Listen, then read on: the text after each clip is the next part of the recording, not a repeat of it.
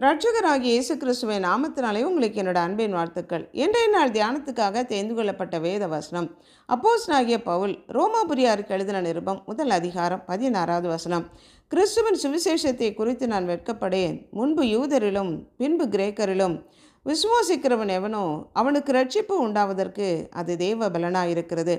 முன்பு யூதரிலும் பின்பு கிரேக்கரிலும் விசுவாசிக்கிற மனிதர்களுக்கு ரட்சிப்பு உண்டாவதற்கு கிறிஸ்துவின் சுவிசேஷம் தேவ பலனாயிருக்கிறது.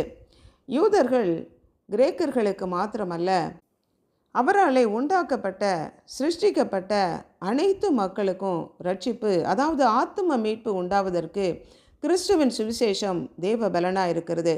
அவருடைய நாமத்தின் மேல் அவர் மேல் விசுவாசமாக இருக்கிறவர்கள் மாத்திரமே ரட்சிக்கப்பட முடியும்.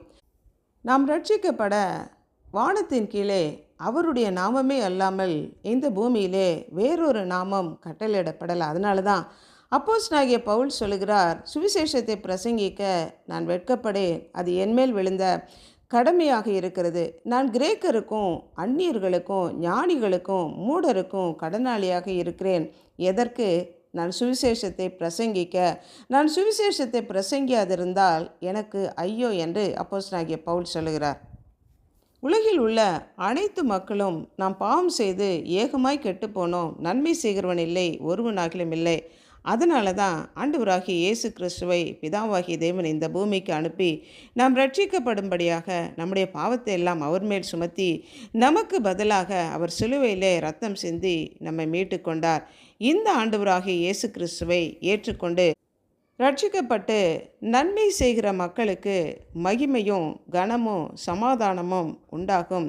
ஆனால் ஆண்டவராகிய இயேசு கிறிஸ்துவை ஏற்றுக்கொள்ளாதபடி, கீழ்ப்படியாதபடி, அநியாயத்துக்கு கீழ்ப்பட்டிருக்கிற மக்கள் மேலே தேவனுடைய உக்கிர கோபம் வரும்.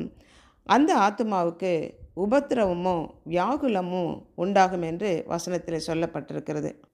இதனால தான் அப்போஸ்தலனாகிய பவுல் சொல்லுகிறான், சுவிசேஷத்தை பிரசங்கிக்க நான் வெட்கப்படேன். ஏன்னா அவர் ஒருவர் மாத்திரமே வழி, நானே வழியும் சத்தியமும் ஜீவனுமாய் இருக்கிறேன் என்று சொன்ன ஆண்டவராகிய இயேசு கிறிஸ்துவை உலகத்தில் உள்ள மக்கள் அனைவரும் ரட்சிக்கப்பட அறிவிக்க வேண்டியது நம்முடைய கடமையாக இருக்கிறது. அன்புள்ள ஆண்டவரே, வழியும் சத்தியமும் ஜீவனுமானவரே, நாங்கள் ரட்சிக்கப்பட வானத்தின் கீழே பூமியிலே உம்முடைய நாமம் அல்லாமல் வேறொரு நாமம் கட்டளையிடப்படலையே. எங்களுக்காக ஜீவனை கொடுத்து எங்களை மீட்டு கொண்டவரே, எங்களுடைய பாவங்கள், அக்கிரமங்கள், மீறுதல்கள், சாபங்கள், எங்களுடைய வியாதி பலவீனம், எங்களுக்கு வர வேண்டிய தண்டனை அனைத்தையும் சிலுவையில் ஏற்றுக்கொண்டு எங்களுக்காக ரட்சிப்பின் வழியை திறந்து கொடுத்தவரே, உம்மை ஏற்றுக்கொள்வதன் மூலமாக நித்திய ஜீவனை சுதந்திரத்து கொள்ளத்தக்கதான கிருபை எங்களுக்கு கொடுத்துருக்கிறீங்களே. இந்த சத்தியத்தை அறிந்த நாங்கள் இதை மற்றவர்களுக்கு நாங்கள் அறிவிக்கத்தக்கதான கிருபை தாங்க. இந்த சுவிசேஷத்தை மற்றவர்களுக்கு பிரசங்கிக்க வேண்டிய, அறிவிக்க வேண்டிய கடமை எங்களுக்கு இருக்கிறது. மற்றவர்களுக்கு சொல்ல வேண்டிய அந்த கடன் எங்களுக்கு இருக்கிறது என்பதை உணர்ந்தவர்களாக மற்றவர்களுக்கு அறிவிக்கத்தக்கதான கிருபை தாங்க. இயேசு கிறிஸ்துவின் நாமத்தினாலே ஜெபிக்கிறோம் பிதாவே, ஆமென்.